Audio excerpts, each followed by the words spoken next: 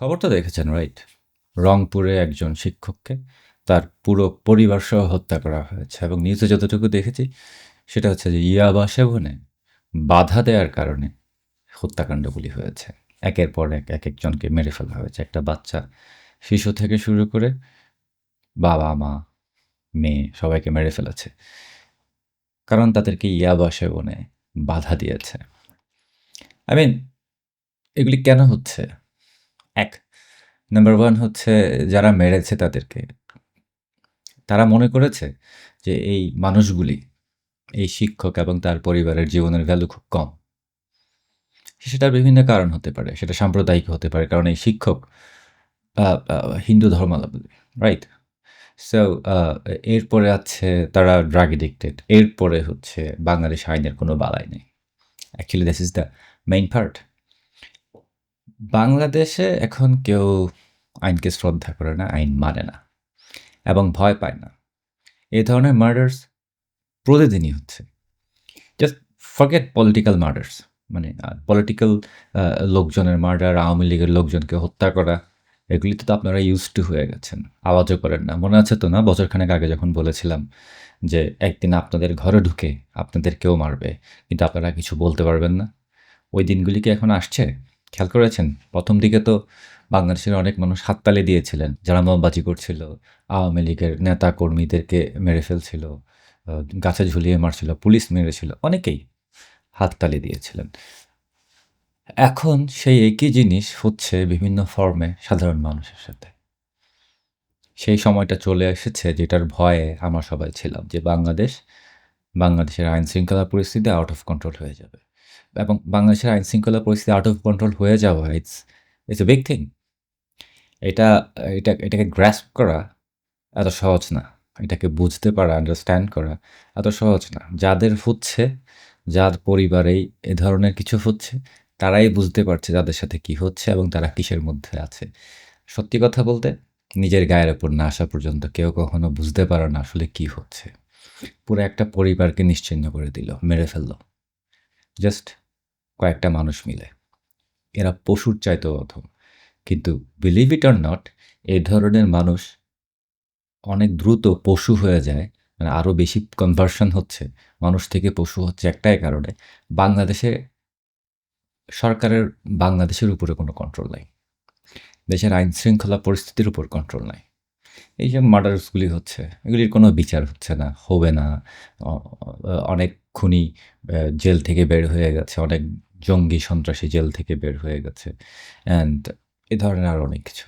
I mean, example সবার সামনে। দেশে রেপ হচ্ছে, ধর্ষণ হচ্ছে প্রতিদিন। খুব একটা বিচার যে হচ্ছে তা না, কিছুই হচ্ছে না। দেখা যাচ্ছে জামিন নিয়ে বের হয়ে যাচ্ছে। Nothing is happening.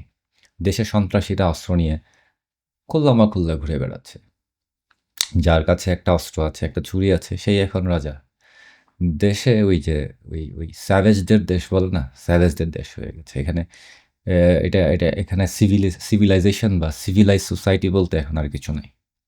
এখন যা দেখছেন এগুলি হচ্ছে একটা দেশের পতনের সাইন। একটা দেশকে যদি ঠিকমতো কেউ চালাতে না পারে, তাহলে এগুলিই হয়। এই ক্ষতিগুলি প্রথমে করেছে হচ্ছে ডক্টর ইউনূস। প্রথমে সে ২ বছরে পুরা বাংলাদেশের মোরাল যে স্ট্যান্ডার্ড আছে, সেই মোরাল স্ট্যান্ডার্ডকে ধ্বংস করে দিয়েছে এই শয়তান ইউনূস। তারপরে কোনো রকমে যখন দেখেছে যে মানে সে পার পাবে না, কোনো রকমে ক্ষমতাটা আরেকজনকে গছিয়ে দিয়ে গেছে, যারা এককালে বাংলাদেশে সন্ত্রাসের রাজত্ব কায়েম করেছিল। যে বাংলাদেশে এখন এমন একজন প্রধানমন্ত্রী আছে যে একটা সন্ত্রাসী হামলার মূল হোতা, ২১শে আগস্টের গ্রেনেড হামলার মূল হোতা, সে এখন বাংলাদেশের প্রধানমন্ত্রী।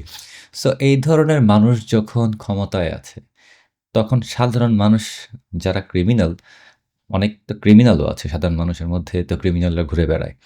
যারা ক্রিমিনাল, অপরাধী বা কখনো অপরাধ করে নাই বা ভবিষ্যতে করতে যাবে, তারা চিন্তা করে যে আবার দেশের প্রধানমন্ত্রী তো একজন ক্রিমিনাল। সে যদি প্রধানমন্ত্রী হইতে পারে ক্রাইম করে, আমি কেন পারব না?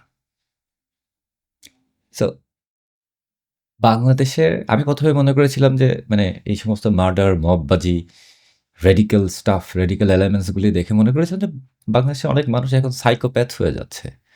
অ্যাকচুয়ালি আই ওয়াজ রং। বাংলাদেশের মানুষ এখন সোশিওপ্যাথ হয়ে যাচ্ছে।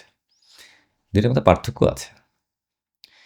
যে সমস্ত ক্রিমিনালগুলি এরকম নিজেদেরকে মানে সোশিওপ্যাথ যাদেরকে আমি বলছি, তারা বেসিক্যালি জানে তারা কি করছে, তারা ক্রাইম করছে এবং তারা জেনে শুনে মজা পেয়ে এ ধরনের কাজগুলি করছে বা মার্ডার করছে, রেপ করছে বিকজ এটা তাদেরকে আনন্দ দেয়। সোশিওপ্যাথ।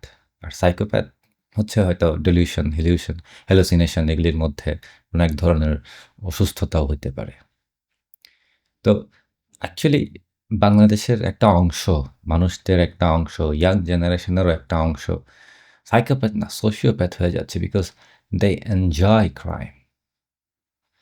এবং অচিরে আরও খারাপের দিকেই যাবে বাংলাদেশ। বাংলাদেশের আর্থসামাজিক অবস্থা ভালো না। দেশ তো মানুষকে কিছু দিতে পারছে না, রাইট? না তেল দিতে পারছে না, গ্যাস দিতে পারছে না, বিদ্যুৎ দিতে পারছে না, চাকরি দিতে পারছে না, জীবনের নিরাপত্তা দিতে পারছে। মানুষে ফ্রাস্ট্রেটেড হয়ে যাচ্ছে। সাধারণ মানুষ ফ্রাস্ট্রেটেড হয়ে যাচ্ছে। কিছু মানুষ এগুলিকে এক্সপ্রেস করতে পারছে, কেউ তো পারছে না। মেজরিটি চুপ করে বসে আছে, সহ্য করছে, তাতে কিছু করার নেই।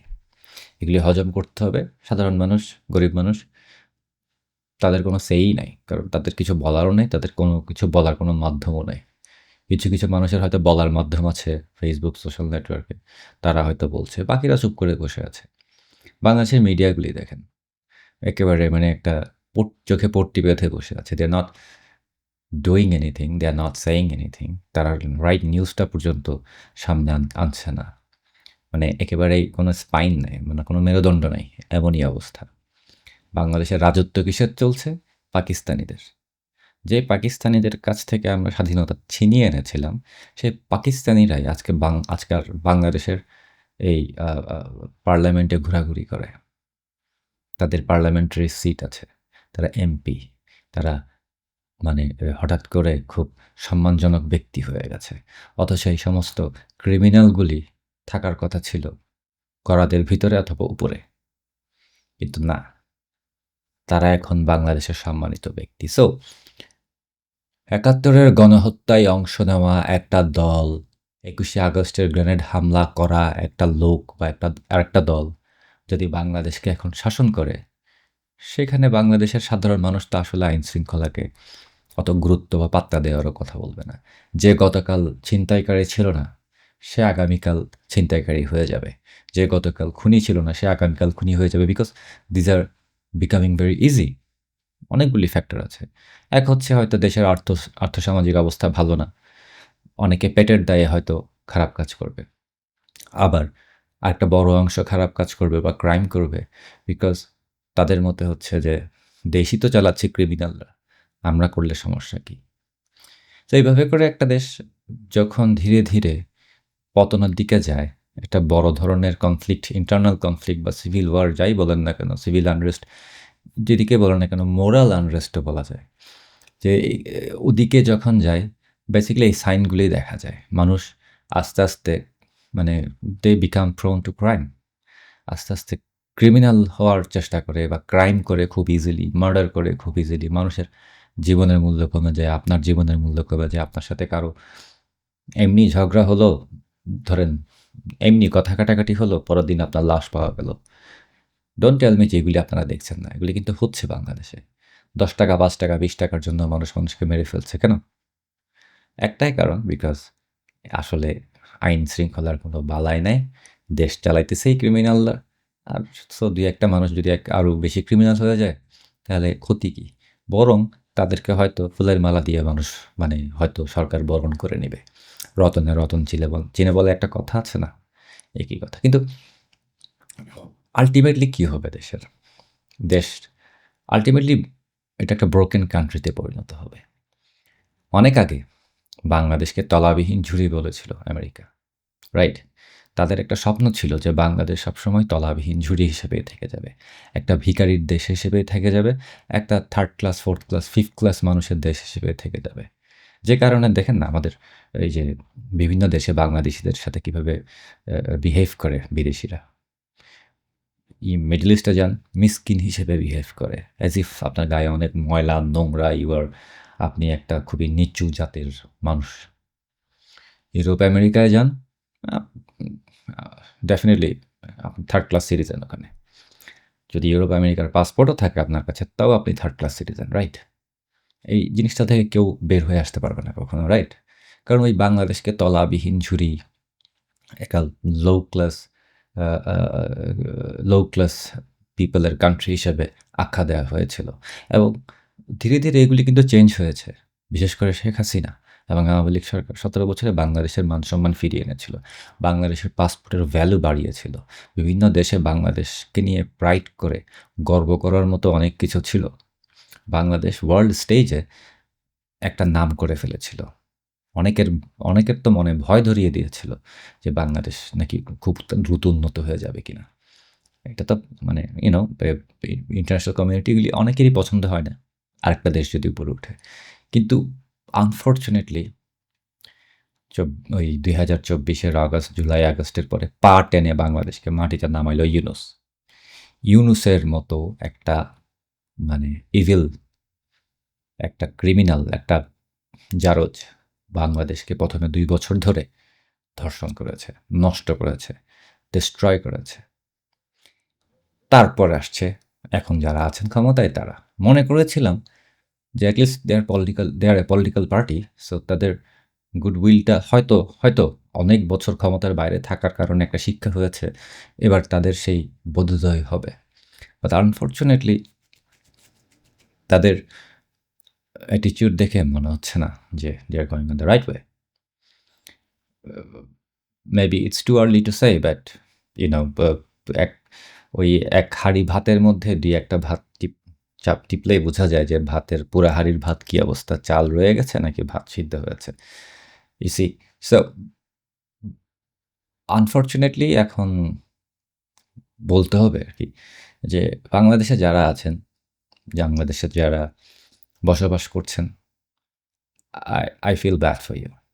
I really feel I'm very much worried and I really feel bad because things are going to be very different. আপনার কোনো নিরাপত্তা নাই, আপনার ফ্যামিলি মেম্বার, আপনার ছেলে, আপনার মেয়ে, তাদের কোনো নিরাপত্তা নাই, স্কুল কলেজে কোনো নিরাপত্তা নাই, আপনার ফিউচারের কোনো নিরাপত্তা নাই, সামনে কী হবে সেটাও আপনি জানেন না। অ্যান্ড সামনে যে বড় ধরনের একটা কনফ্লিক্ট আসছে এবং সেই কনফ্লিক্টে যে আপনারা সবাই পড়ে যাবেন, I feel very bad for the people who are living in Bangladesh right now. Unfortunately or fortunately, 5ই আগস্টের সময়, জুলাই আগস্টে সামহাও আমরা বেঁচে গেছি।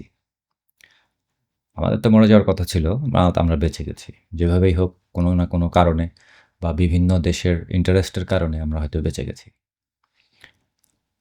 কিন্তু সবাই তো আর বাঁচে নাই, আমাদের অনেকেই মারা গেছে। কিন্তু that was not the end of it. এর আগে আওয়ামী লীগের নেতা, কর্মী, সাপোর্টারদেরকে মারা হয়েছিল, এখনও মারা হচ্ছে।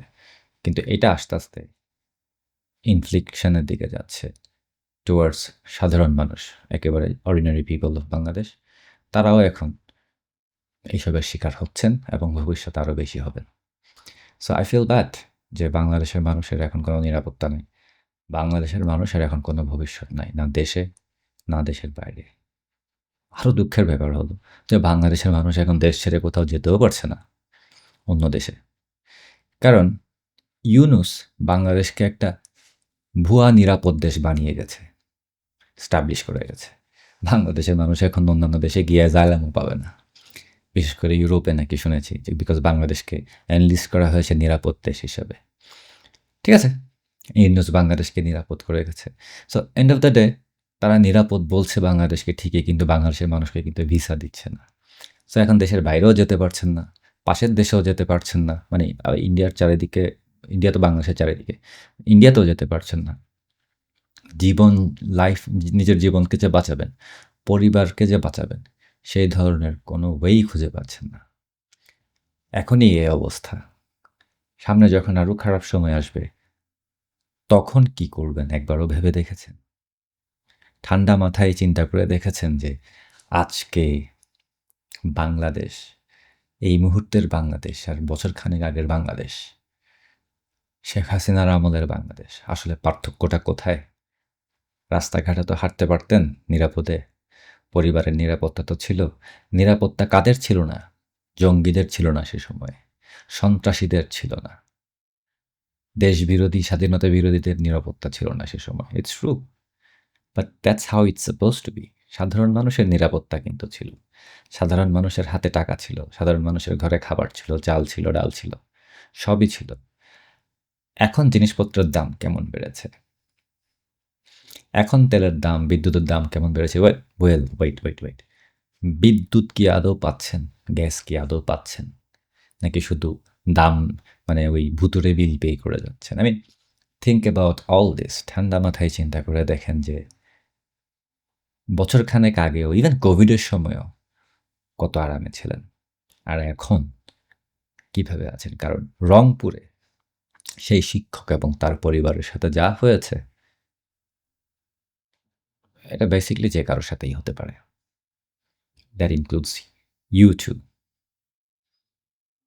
Unfortunately, I don't know how you will prevent it, how you will stop it, কিভাবে এসব থেকে নিজেদের বাঁচাবেন। বিকজ যিনি বাঁচাতে পারতেন, যেই নেতা বাংলাদেশের মানুষকে নিরাপত্তা দিতে পারতেন, তাকেই বাংলাদেশেরই কিছু মানুষ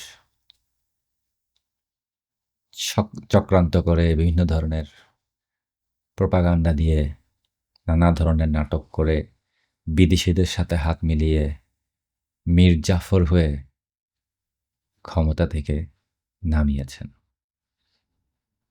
আর এখন এসে আপনাদের আশেপাশে কেউই নেই। Nobody gives a fuck about you. Right? চিন্তা করে দেখেন।